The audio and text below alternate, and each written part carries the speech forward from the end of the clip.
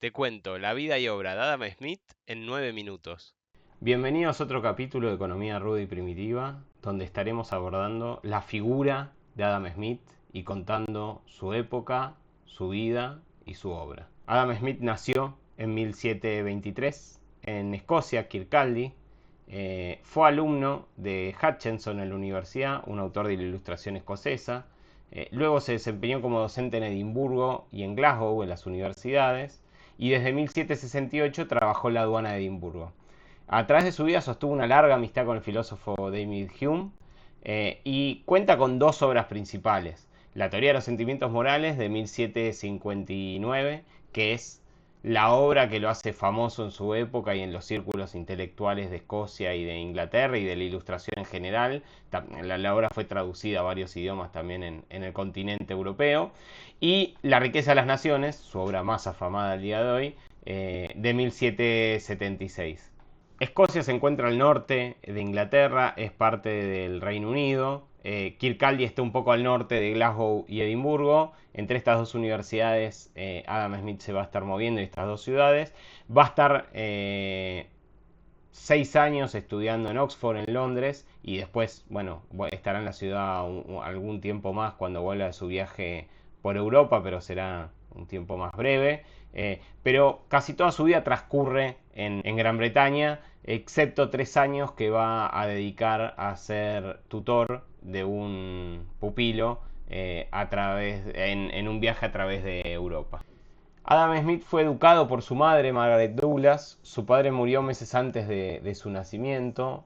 Parece no ser falso el hecho de que era un niño enfermizo y en general débil.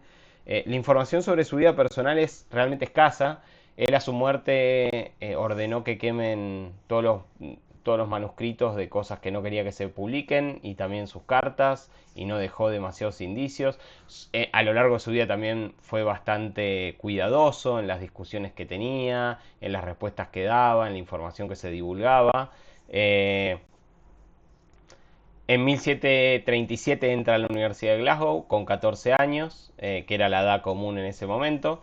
Pasa 3 años estudiando, y ahí conoce a Francis Hutcheson, que va a ser su mentor y su profesor. En 1740 obtiene una beca para ir a estudiar a Oxford, al Balliol College, donde va a pasar 6 años. Smith es muy crítico de la educación que recibe en Oxford. Esto va a quedar registrado en la riqueza de las naciones.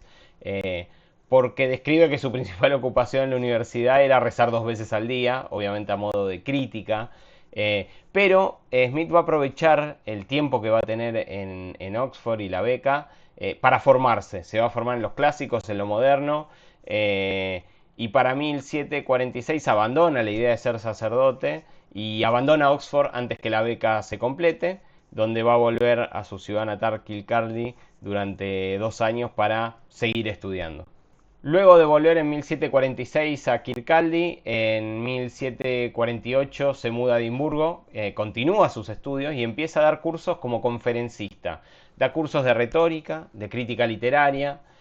Parece que dio un curso de historia de la filosofía y de historia de la jurisprudencia. Es casi seguro que en este año conoce a David Hume. Y en 1751 comienza a dar un curso en la Universidad de Glasgow de lógica. Y el otro año, 1752, es nombrado profesor de filosofía moral. Curso que da hasta el 64, que es cuando comienzan sus viajes por Europa. Eh, Son años muy formativos para él, y donde se le van abriendo un montón de oportunidades que le permiten en 1759 publicar la teoría de los sentimientos morales en base a el curso que daba y los estudios que ya tenía. Esta obra va a ser fundamental para su conocimiento en la época. Los círculos intelectuales de su época lo van a reconocer a Smith por esta obra, y esta obra va a contar con 5 ediciones en vida. O sea, fue una obra muy leída en su momento, que Smith trabajó hasta los últimos años de su vida. Quiero decir, la volvió, cada vez que había que hacer una edición, la volvía a revisar y hacía adiciones, modificaciones, en general menores, pero las hacía.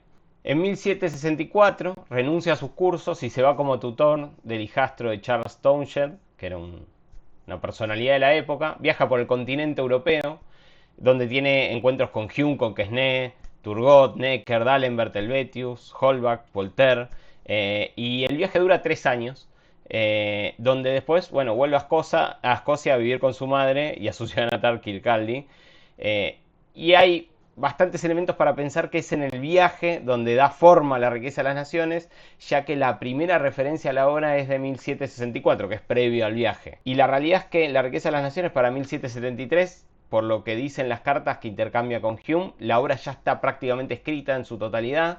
Hay muchas especulaciones, el motivo por el cual no la publica ahí.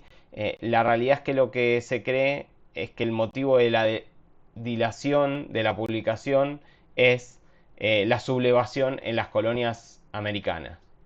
En 1773, la política fiscal británica da lugar a los primeros disturbios con lo que se conoce el Boston Tea Party.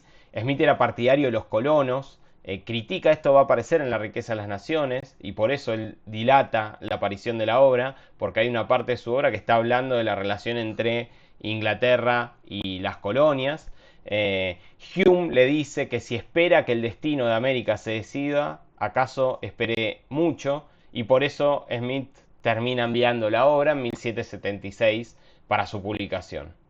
Un historiador escocés de la época, William Robertson, dice: llegará a ser necesario un código político y comercial para toda Europa. La riqueza de las naciones es una obra muy bien recibida en su época, tiene un impacto bastante rápido, y ya requiere nuevas ediciones en el 78, en el 84 y años posteriores. Porque bueno, tiene un gran impacto. Parece que Smith hace en su obra algunas recomendaciones de impuestos. Estas recomendaciones van a ser tomadas en el año posterior, temas que podremos abordar largamente después. Pero lo catapulta ya como un erudito, Adam Smith, y lo sitúa como un conocedor ya no solo de la filosofía moral, sino un conocimiento mucho más amplio en su época. Paradójicamente, Adam Smith, 2 años después de la publicación de la obra, es recompensado con un puesto en la aduana, cargo que ostentaba su padre, que también se llamaba Adam Smith, y esto era algo que se estilaba en la época, cargo que Smith acepta, y por lo que sabemos cumplió muy bien su rol de, bueno, registrar los impuestos que tenían que pagar las mercaderías que entraban y hacerlas pagar efectivamente, aunque en general tendía a asesorar al gobierno en la baja de impuestos para no promover el contrabando, recomendación que aparece en La riqueza de las naciones y que también en su momento vamos a abordar cuando avancemos con la obra.